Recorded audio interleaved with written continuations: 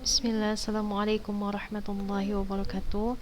Alhamdulillahi rabbil alamin. Wassalatu wassalamu ala asrafil anbiya'i wal mursalin wa ala alihi wa sahbihi ajma'in, amma ba'du.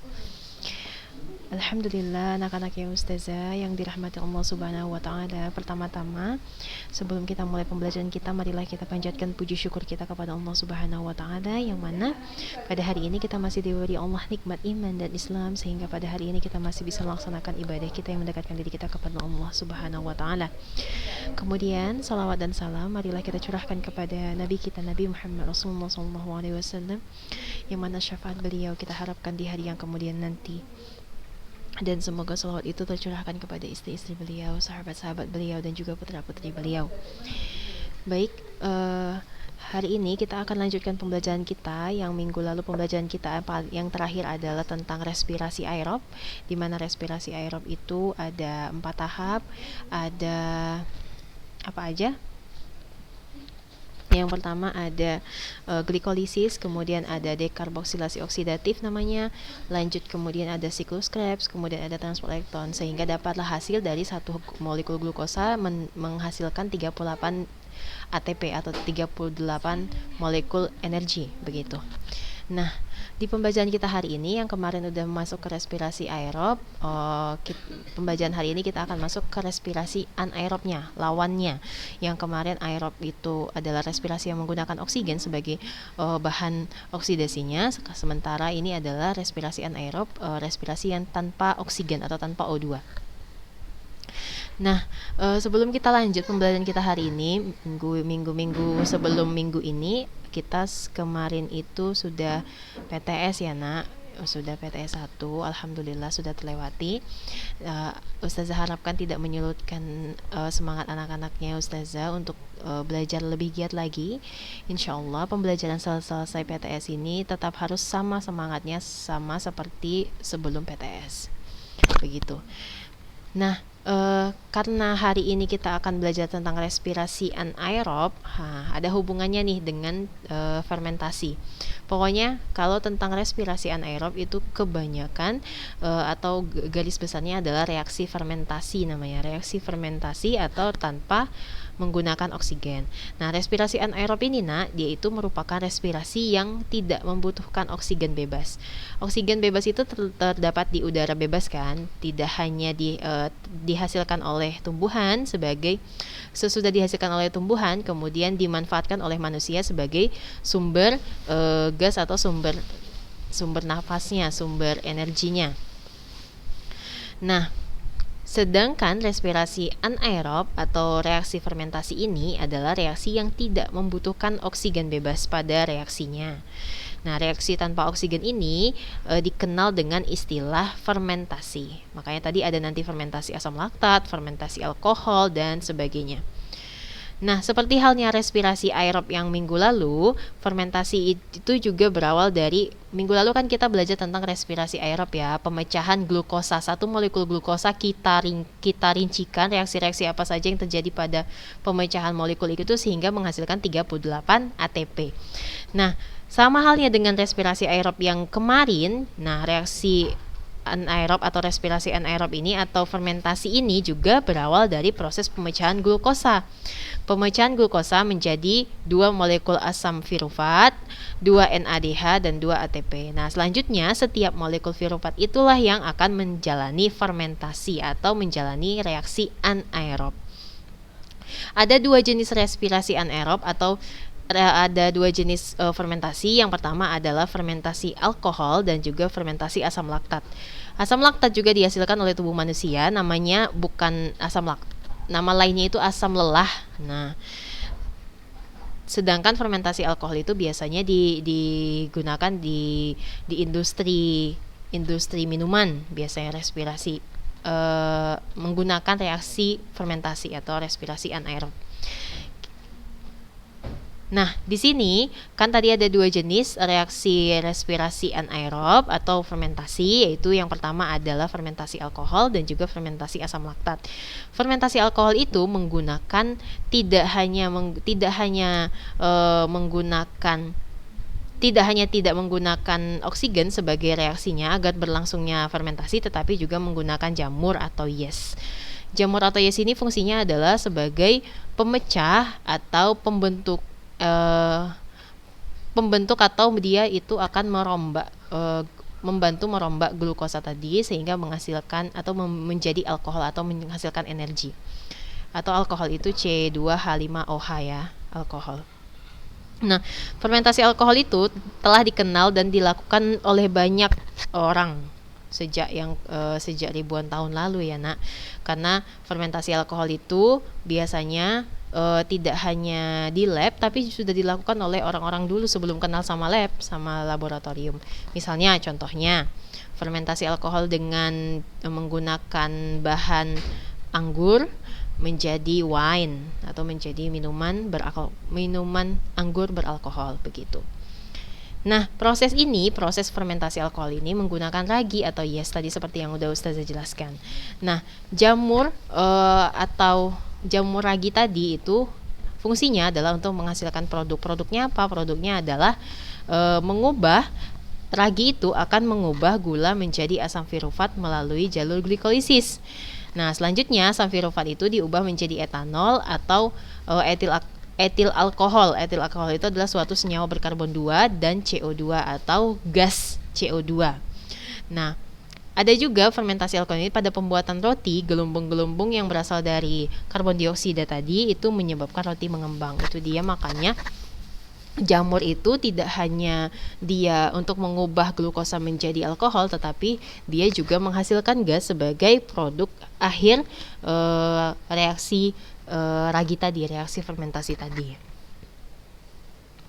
Jadi di sini jelas nampak satu molekul glukosa C6H12O6 akan dirubah menjadi 2 molekul CO2 ditambah 2 molekul alkohol C2H5OH ditambah 2 ATP. Nah, perlu diingat kalau yang waktu respirasi aerob itu satu molekul glukosa akan menghasilkan 38 energi atau 38 molekul ATP. Sementara untuk fermentasi alkohol itu satu molekul glukosa dia menghasilkan 2 ATP sebagai hasil akhir produk fermentasinya. Energi yang dihasilkan memang lebih sedikit karena tadi tidak menggunakan oksigen sebagai bahan bakarnya, tetapi dia di sini selain menghasilkan CO2 dan ATP, molekul ATP, dia juga menghasilkan etanol, alkohol, etil alkohol sebagai hasil produknya.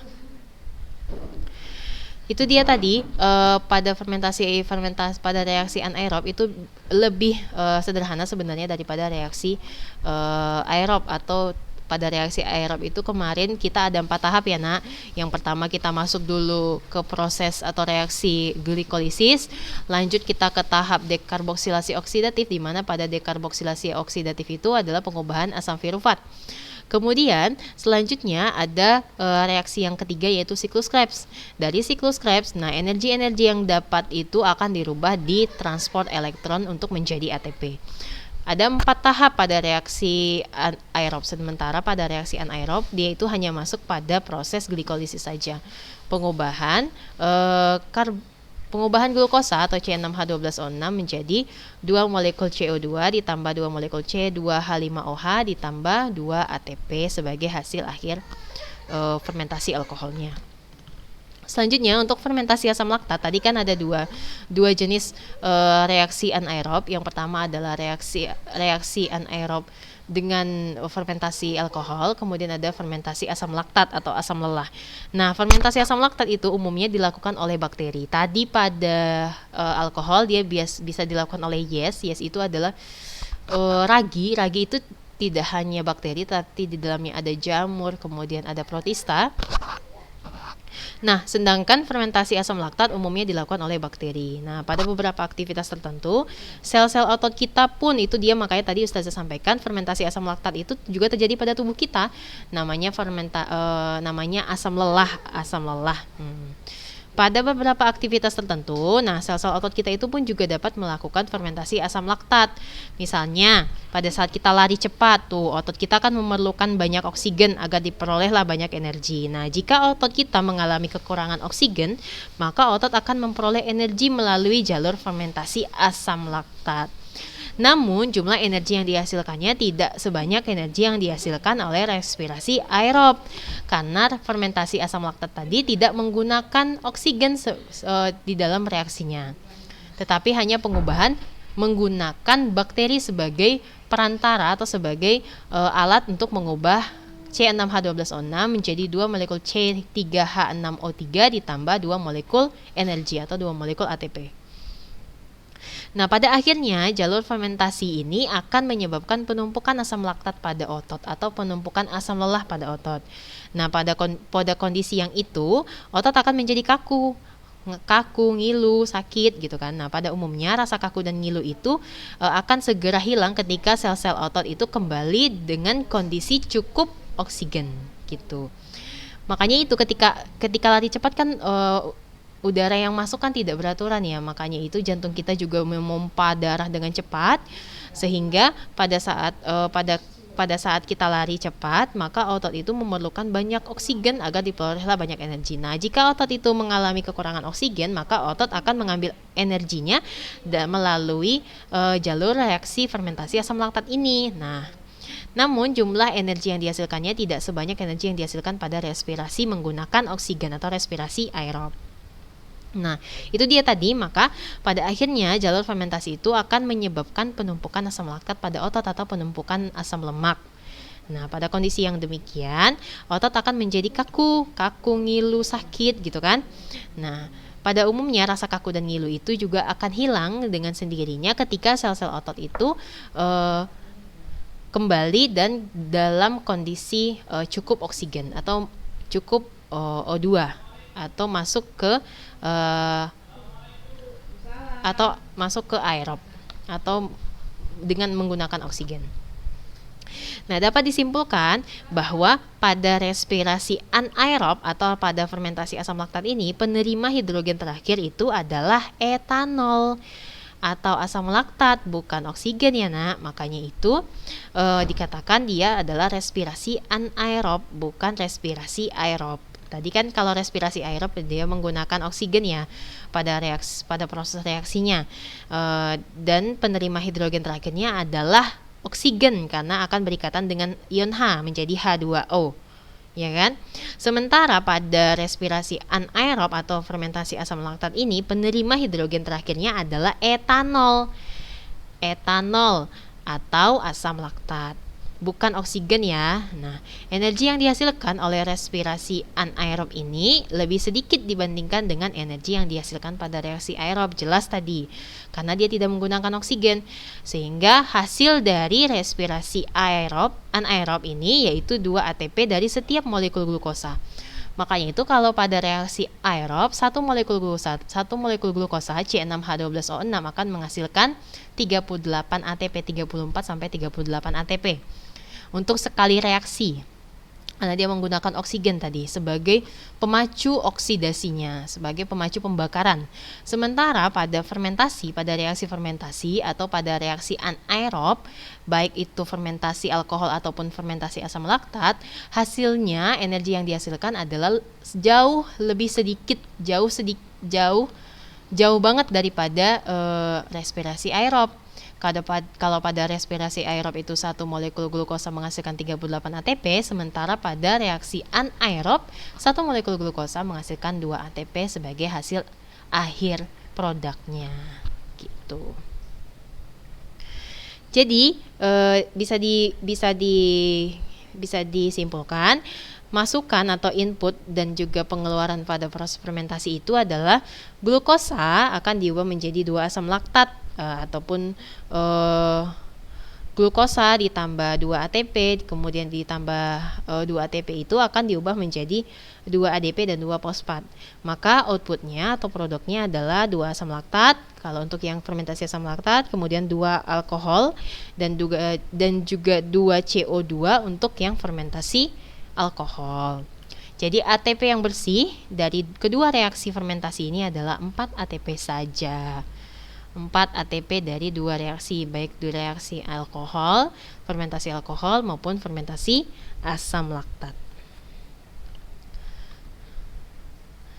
Nah, itu dia tadi katabolisme. Katabolisme itu adalah perombakan atau pembentukan perombakan ion, perombakan glukosa menjadi energi. Sementara untuk anabolisme adalah pembentukannya, kebalikannya.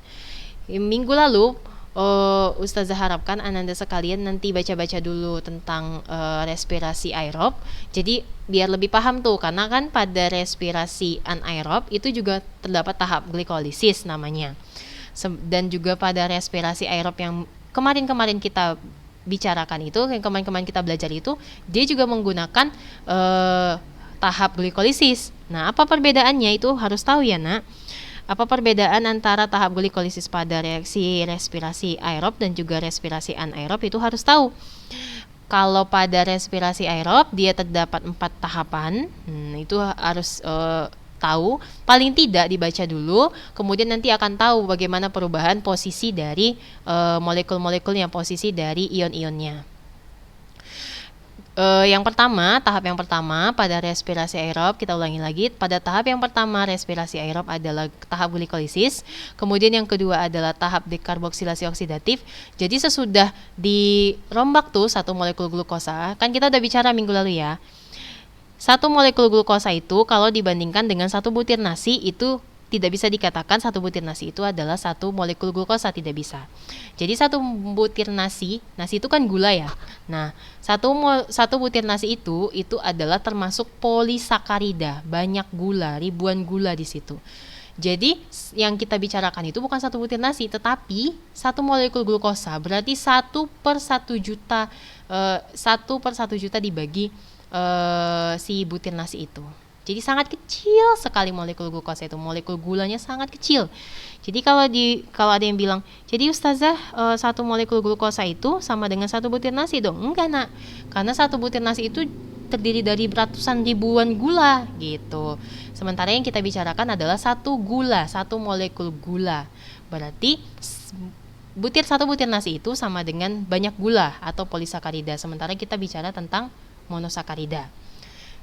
Jadi kalau dikalkulasikan bisa jadi satu butir nasi itu, misalnya Ustazah gambarkan satu butir nasi itu adalah 100.000 glukosa, berarti 100.000 dikali 38 ATP, karena satu molekul glukosa menghasilkan 38 ATP, berarti satu butir nasi sama dengan 38.000 ATP, 38.000 energi gitu. Kita ulangi lagi, pada respirasi aerob terdiri dari 4 tahapan, yang diantaranya ada tahap glikolisis, kemudian masuk kita ke tahap dekarboksilasi oksidatif. Sesudah dari tahap dekarboksilasi oksidatif kita masuk ke siklus asam sitrat atau siklus Krebs. Kenapa dikatakan siklus Krebs? Karena penemunya namanya Krebs. Namanya Krebs atau bisa dalam kurung siklus asam sitrat. Sesudah dari ketiga tahapan ini, masuklah kita ke tahap yang paling terakhir, yaitu tahap transport elektron. Nah, pada transport elektron ini adalah pengubahan dari produk-produk yang sudah didapat dari 3 tahap sebelumnya.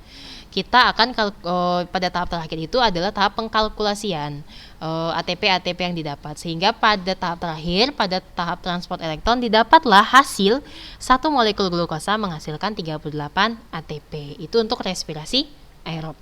Sementara untuk respirasi anaerob yang tidak membutuhkan oksigen bebas pada proses reaksinya, maka terdiri dari 2 tahap atau terdiri dari 2 reaksi. Yang pertama adalah reaksi fermentasi alkohol. Dihasilkanlah di fermentasi alkohol itu 2 molekul karbon dioksida, 2 CO2 ditambah 2 molekul alkohol atau etil alkohol C2H5OH ditambah 2 molekul energi atau 2 molekul ATP. Itu yang untuk alkohol. Sementara untuk fermentasi yang kedua adalah fermentasi asam laktat, di mana satu molekul glukosa akan menghasilkan 2 molekul asam laktat atau 2 molekul asam lelah, yaitu 2C3H6O3 ditambah 2 ATP atau 2 energi atau 2 molekul energi. Itu dia tadi tentang katabolisme. Katabolisme, perombakan, reaksi perombakan. Atau kalau bahasa lainnya di buku itu kadang nggak dibuatnya katabolisme tapi disimilasi ya. Kalau untuk anabolisme namanya asimilasi, sementara untuk katabolisme namanya adalah disimilasi atau perombakan atau penguraian zat kompleks menjadi molekul yang lebih sederhana. Sementara untuk reaksi anabolisme atau reaksi asimilasi adalah pembentukan molekul-molekul sederhana menjadi zat kompleks atau menjadi molekul yang lebih kompleks. Kita lanjut, karena masih ada waktunya, insya Allah kita akan bahas juga tentang anabolisme. Anabolisme ini lebih kompleks, tapi insya Allah Ananda pelan-pelan akan paham, dibaca, diikutin aja ya nak. Nah, yang pertama, anabolisme itu kita bahas dulu. Anabolisme itu adalah reaksi sintesis atau reaksi asimilasi atau reaksi pembentukan. Nah, itu dia. Proses anabolisme ini umumnya menggunakan energi yang tinggi. Nah, contoh reaksi pada reaksi anabolisme ini adalah fotosintesis atau penyusunan makanan dengan menggunakan energi cahaya. Nah, sumber energi cahayanya pada reaksi fotosintesis adalah matahari, jelas ya. Matahari itu memiliki 9 spektrum cahaya. Di antaranya ada, ke waktu SD kita sering hafal tuh, Meiji, Kuhi, Biniu, merah, jingga, kuning, hijau, biru, nila, ungu. Dan ada satu lagi namanya ultraviolet. Nah, cahaya matahari yang digunakan pada proses fotosintesis ini adalah spektrum cahaya dari ukuran cahaya 450 sampai 500. Yaitu kalau di spektrum cahayanya itu dari warna ungu menuju warna merah. Itu makanya reaksi fotosintesis itu hanya bisa dilakukan pada spektrum cahaya dari warna ungu sampai warna merah. Kenapa tidak bisa spektrum cahaya warna hijau, Ustazah? Iya, jelas kenapa nggak bisa spektrum cahaya warna hijau, karena tumbuhan itu warnanya warna hijau. Kalau cahaya yang digunakan adalah cahaya warna hijau, maka akan dipantulkan, bukannya masuk cahayanya, tetapi akan dipantulkan oleh si tumbuhan itu, karena tumbuhan sudah memiliki warna hijau atau klorofil. Nah, reaksi fotosintesis, kita masuk ya. Reaksi fotosintesis itu dilakukan oleh tumbuhan hijau. Ada juga beberapa jenis bakteri, yaitu kalau kalian sudah pernah belajar waktu kelas 10, Ustazah ingat ada di situ namanya alga hijau biru atau cyanobacteria. Itu kan bakteri ya, itu protista. Kemudian ada juga protista jenis yang lain, misalnya paku-paku air, Azalea pinnata juga bisa. Nah, dalam proses fotosintesis, energi matahari itu digunakan untuk mengubah 6 molekul air. Ini dia ya, 6 molekul air. Ini dikali 2, 12 molekul air. Nah, fotosintesis itu adalah peristiwa penggunaan energi cahaya. Tadi cahayanya ada 9 spektrum. Ada cahaya merah, kuning, merah jingga, kuning, hijau, biru, nila, ungu, dan ultraviolet. Penggunaan energi cahaya untuk membentuk senyawa C6H12O6. Apa itu C6H12O6, nak? C6H12O6 adalah glukosa. Dari mana? Bahan bakarnya adalah karbon dioksida dan air. Makanya itu reaksi fotosintesis, kalau ditulis, nak tolong tuliskan reaksi fotosintesis, misalnya Ustazah sebutkan. Kalau nggak tahu, nggak mungkin ya kelas 12 nggak tahu reaksi fotosintesis. Nah, reaksi fotosintesis itu adalah pengubahan air ditambah karbon dioksida menjadi glukosa ditambah oksigen ditambah energi. Jadi reaksinya adalah H2O ditambah CO2 menghasilkan C6H12O6 ditambah O2 dan energi. Ada di beberapa buku itu disebut dengan ada uap air. Uap airnya itu dalam bentuk H2O. Jadi H2O air ditambah karbon dioksida akan menghasilkan C6H12O6 ditambah O2 ditambah uap air atau H2O dan juga energi. Tempatnya di mana Ustazah terjadi reaksi fotosintesis? Tempatnya ada di kloroplas. Di mana itu kloroplas? Kloroplas itu ada di dalam daun. Di dalam daun ada pigmen, di dalam pigmen daun, pigmen hijau daun itu terdapat klorofil. Di dalam klorofil terdapat kloroplas. Nah, di dalam kloroplas nanti ada stromanya dan sebagainya. Dia nak, itu dia tempat reaksi fotosintesis. Nah, kloroplas itu terbagi lagi menjadi dua bagian. Ada bagian stroma. Bagian stroma itu adalah tempat di mana glukosa itu terbentuk dari karbon dioksida dan air. Kemudian ada nanti membran tilakoid. Membran tilakoid itu fungsinya untuk menangkap energi cahaya dan mengubahnya ke energi kimia. Jadi reaksi fotosintesis itu kalau bisa digarisbawahi adalah pengubahan energi cahaya akan dirubah menjadi energi kimia. Kemudian bagian yang ketiga adalah bagian yang grana.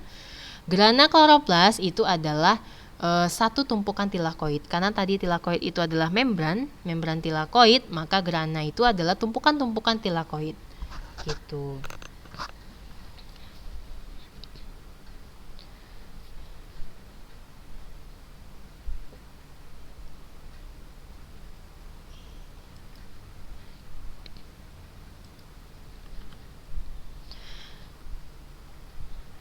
Nah, sebelum kita masuk ke jalannya reaksi fotosintesis, kita paham dulu tentang pigmennya, pigmen fotosintesis.